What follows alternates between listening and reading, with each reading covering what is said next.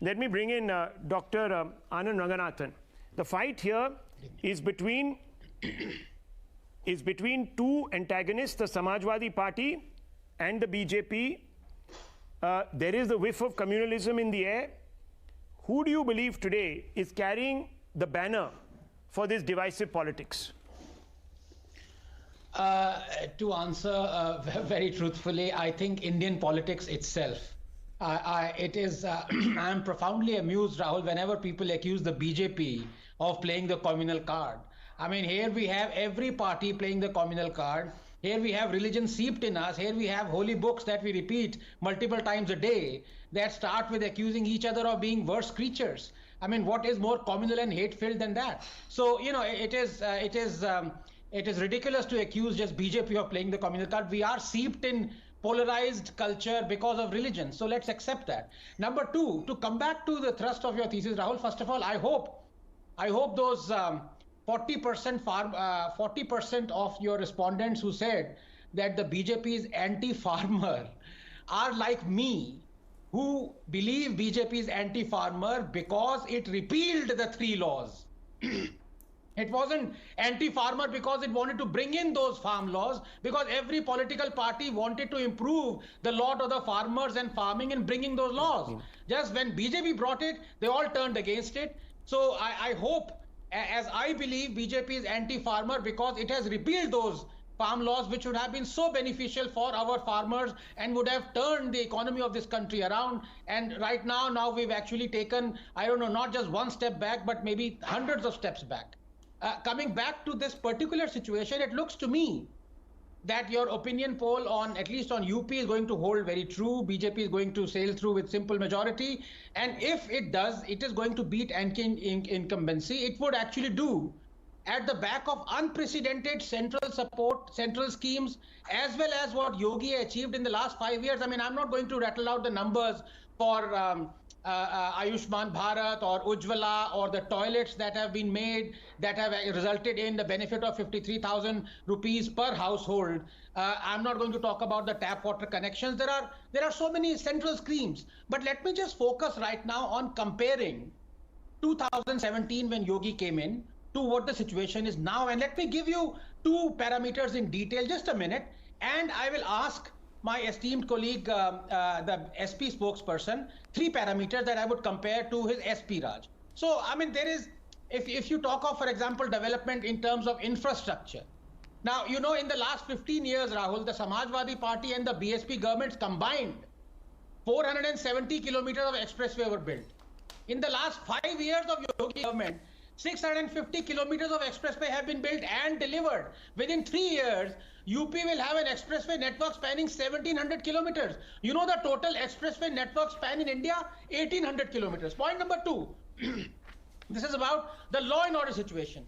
There is no doubt that it has improved under Yogi compared to under Akhilesh, and I'm talking NCRB parameters. You look at, for example, dacoity, the cases have been halved. You look at the Yogi government that has so far seized and demolished 1100 crores worth of properties held by mafias and criminals. 10,000 criminals with bounties on their heads are in jail. 36,990 criminals have been arrested under the Gangster Act, while 523 accused have been booked under NSA. So many other things. Reduction in 45% in rape cases from 3419 in 2016 to 2317 in 2019. What's the question? But now let me ask just 3 very vital comparisons, and I ask the questions, and if you permit me 20 seconds, I will leave it to the SP spokesperson to answer them. Okay. The number 1 question is this.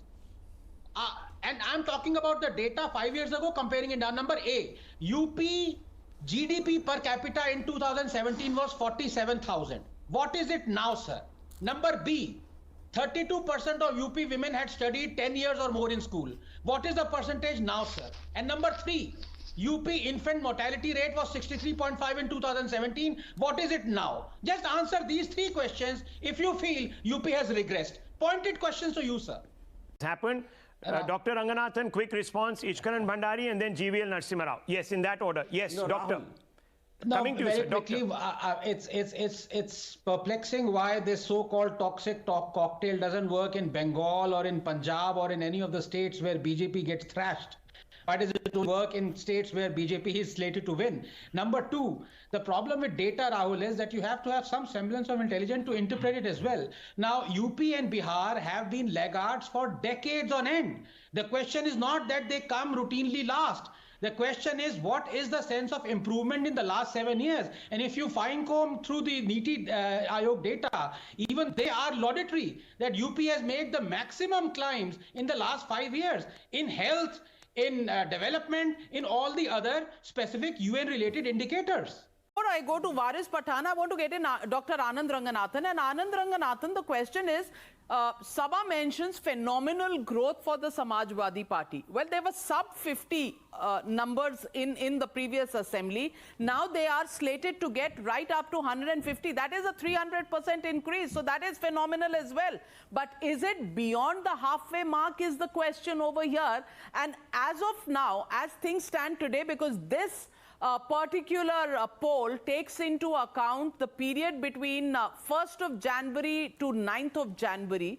In fact, 16th of December to 9th of January. And in this period, at least, the Samajwadi Party has done very well, but not quite beating the BJP. Would you agree with that direction of the voters' mood? Yeah, good evening, Navika, and good evening to all my fellow panelists. No, I think you're right. The general direction of your opinion poll is, I think, Pat is bang on. Because ultimately, Navika, of course, I'm speaking from the confines of my house. I'm not going out on the ground, as some of your panelists are claiming that they are. I go by data.